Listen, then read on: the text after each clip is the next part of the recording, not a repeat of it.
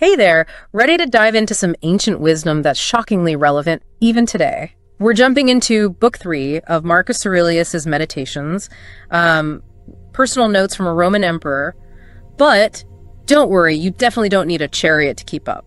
What makes meditation so fascinating is that Aurelius wasn't trying to write a self-help bestseller. Right. These were his private reflections on navigating life challenges and everything in between. Yeah.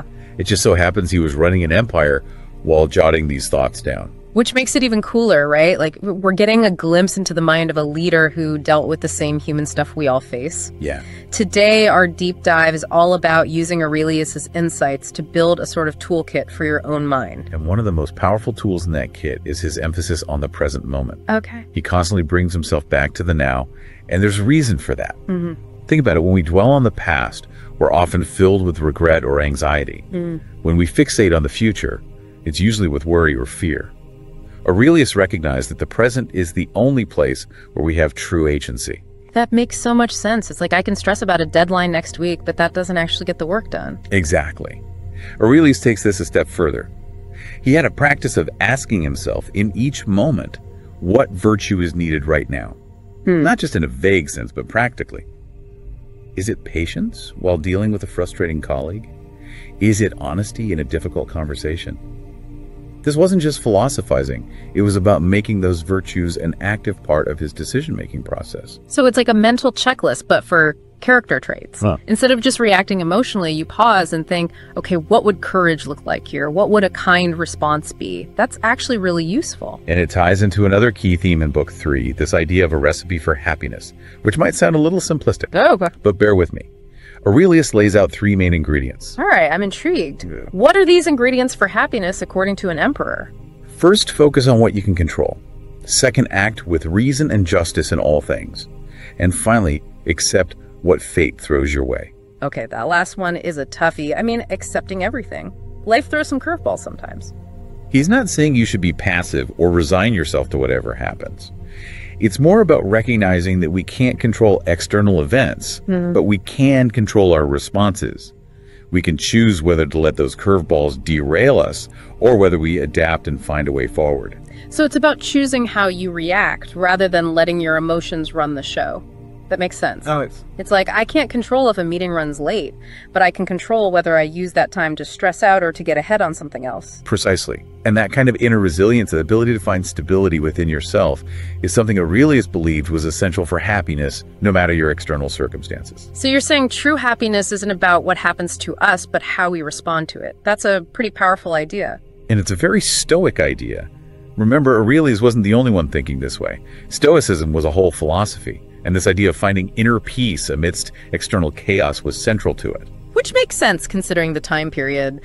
Life in ancient Rome wasn't exactly known for its stability and comfort, even for an emperor. Exactly. And that's something I think we can all relate to today, even if we aren't facing gladiators or political intrigue. Our world has its own unique chaos. Aurelius would probably have a lot to say about the 24/7 news cycle and the constant demands on our attention. Oh, absolutely. I can just picture him urging us to put down our phones and find some stillness. You're not far off. Another important aspect of Aurelius's toolkit for the mind is his perspective on something we often shy away from: our own mortality. Okay. He doesn't see it as something to fear, but rather as a source of motivation. That's interesting. Most of us would probably rather not dwell on that. So how does he make mortality a motivating factor? Well, there's this passage where he talks about how we often put things off. Dreams, we'll chase one-day books, we'll read when we have time. He's urging himself, and by extension us, to stop waiting for that mythical someday, because we don't actually know how much time we have. It's like that saying, you often regret what you don't do, not what you do. Exactly. Yeah. Aurelius is basically saying, start living your full life now. Don't wait for permission or the perfect moment. Pursue those passions, mend those relationships, speak your truth, do it all today. That's a pretty powerful message. It's easy to get caught up in the day-to-day and forget that our time here is finite. And this ties back to his recipe for happiness. We can't control how long we live, but we can control how we spend the time we have. Are we going to spend it worrying about things outside our control, or are we going to focus on what we can influence: our actions, our choices, and how we show up in the world? It's about taking ownership of your life, right? Not just letting it happen to you, but actively creating the kind of life you want to live. You got it. And that brings us to another fascinating aspect of Aurelius's philosophy, his perspective on the interplay between the divine and the human. Okay, now this is where it gets really interesting to me, because you wouldn't necessarily expect a Roman emperor, even a thoughtful one, to have such a nuanced view of spirituality. What was his take on it? Well, unlike what you might expect, Aurelius didn't see a rigid separation between the divine and the human.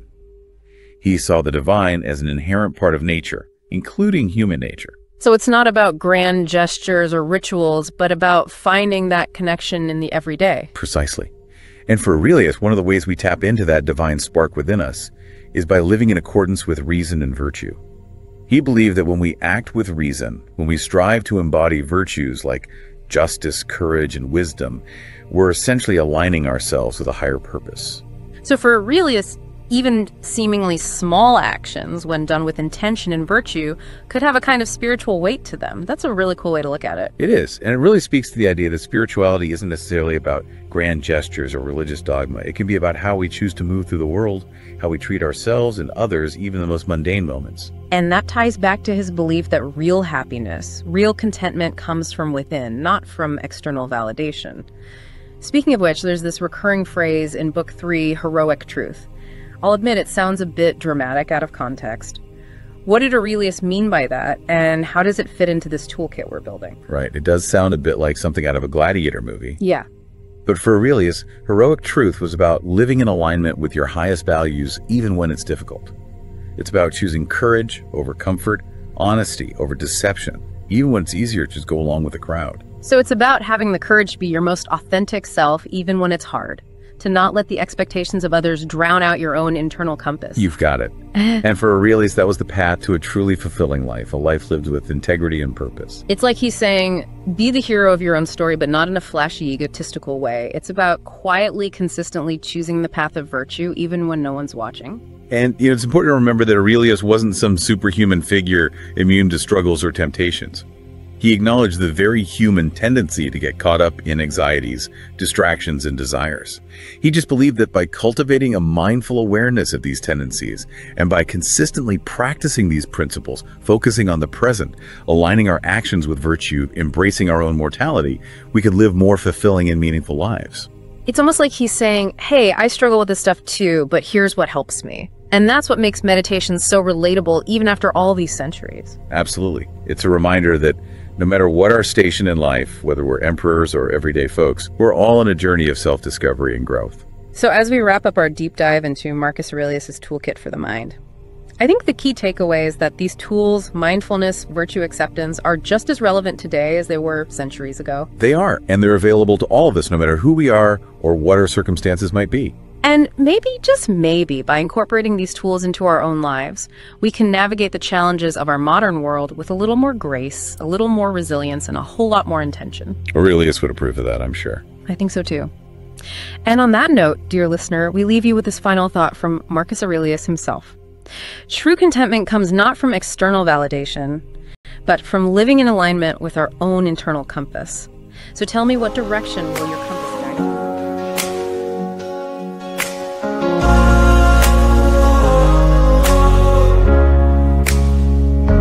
Through the storms and the floods, I'll hold my ground while others falter. I'll never back down. With a heart of steel and a will so strong, I'll stand tall. I'll sing it out. I won't be shaken, I won't be swayed. I'll face the fire unafraid. With a bendable resolve, I'll never break. I'll stand my ground for goodness sake. In the face of adversity, I won't fade. With every step I take, my spirit won't wane. Undefeatable, I'm undefeatable. In the echoes of the night where the shadows play, Marcus Aurelius guiding in a stoic way. If it's not right, don't do it in the rock guitar. In the symphony of virtue, we'll go far. Think of life as a bonus in the rock and roll. A dead man's view, a tale to be told. Very little is needed for a happy life. In the guitar strings, we cut through the strife.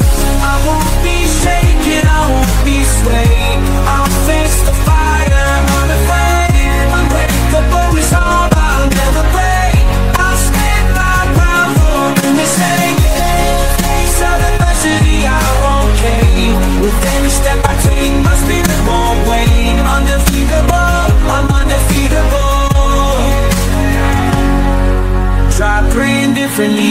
the melody instead of craving final harmony.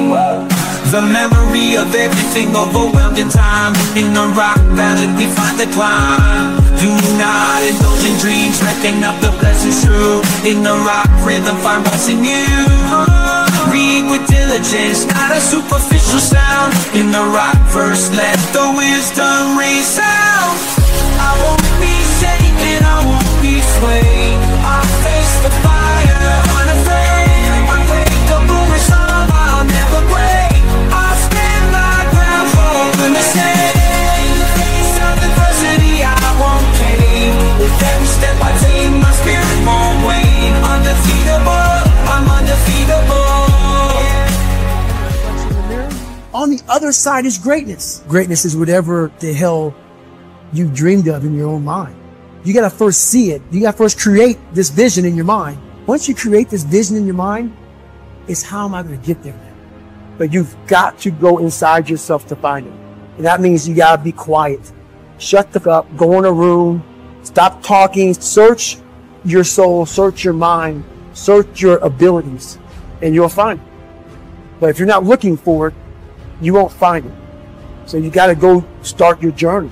And the journey starts with you finding, why the hell am I here on this planet Earth? Why am I here? And if you don't know that, you will live the rest of your life searching, always asking the question, why? Well, the big thing that got me lifting was my self-esteem was real low. So I hid behind that big body. So I was 175 pounds before I became that 300-pound guy.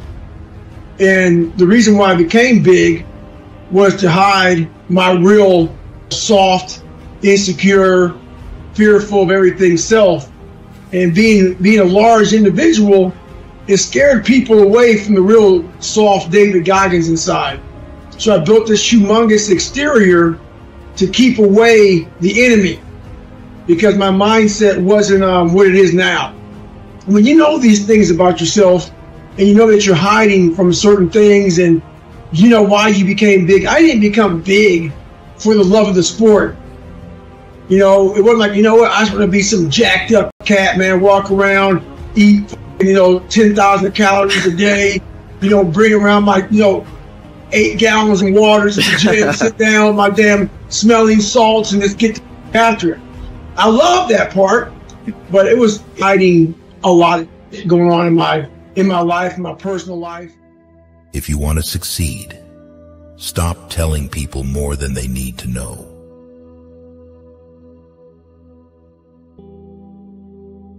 Quiet people rarely become rich because you make money by talking to others.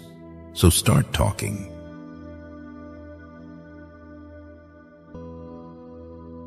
The cost of freedom is always high, but Americans have always paid it.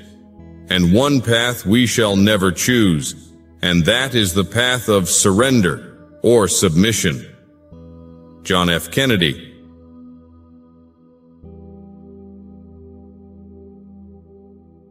Be patient and tough. Someday this pain will be useful to you.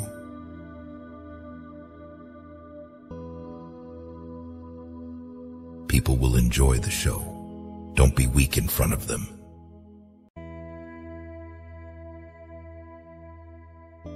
To know the self is to be free from all fears and limitations. Nisargadatta Maharaj.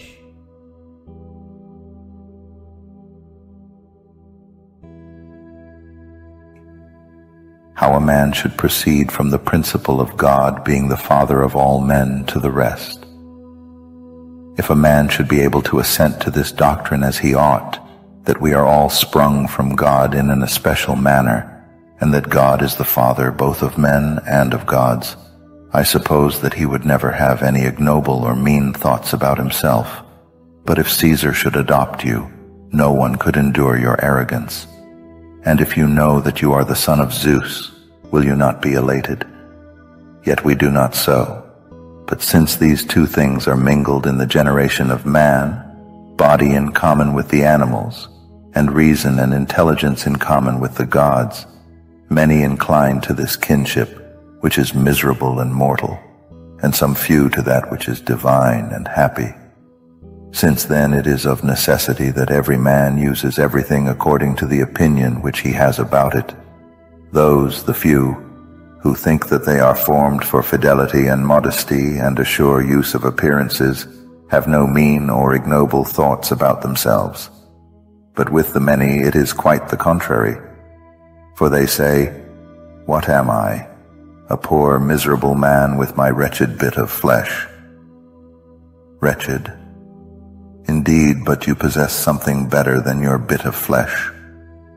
Why then do you neglect that which is better? And why do you attach yourself to this? Through this kinship with the flesh, some of us inclining to it become like wolves, faithless and treacherous and mischievous. Some become like lions, savage and untamed, but the greater part of us become foxes and other worse animals. For what else is a slanderer and a malignant man than a fox, or some other more wretched and meaner animal? See, then, and take care that you do not become some one of these miserable things. Now here's my definition of easy. Gotta jot this down. My definition of easy, meaning something I could do. I figure if it's something you can do, it's easy. Now here's a parenthesis. Parenthesis, I worked hard at it. I found something I could do, which was easy, but I worked hard at it. I got up early and stayed up late, worked hard that 6 years. But what I did was easy, meaning it was something I could do. You say, well, Mr. Rohn, if it was so easy, how come everybody else around you during that 6 years, how come they didn't get rich? Here's why. It's easy not to.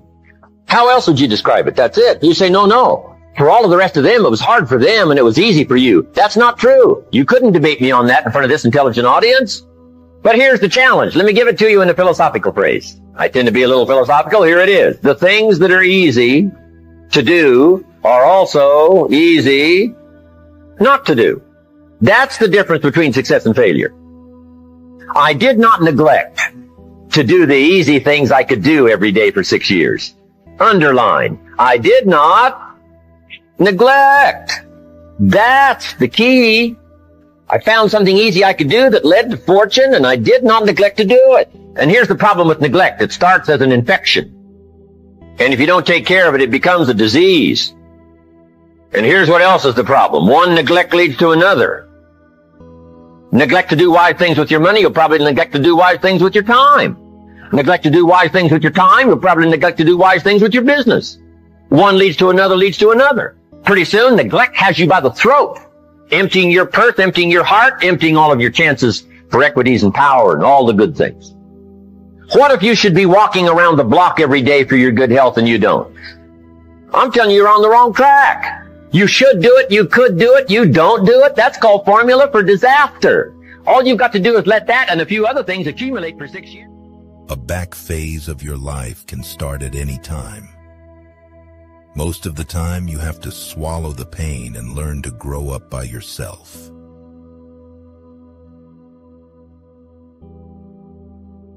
If you want to see the world change, start with yourself.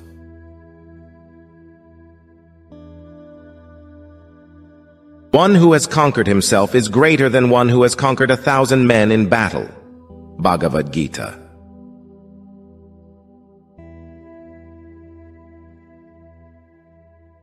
Hope itself is like a star, not to be seen in the sunshine of prosperity, and only to be discovered in the night of adversity.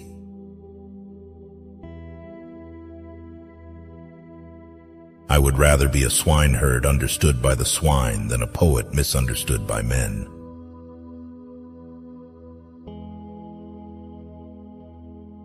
The source of love is deep in us, and we can help others realize a lot of happiness. One word, one action, one thought can reduce another person's suffering and bring that person joy. Thich Nhat Hanh.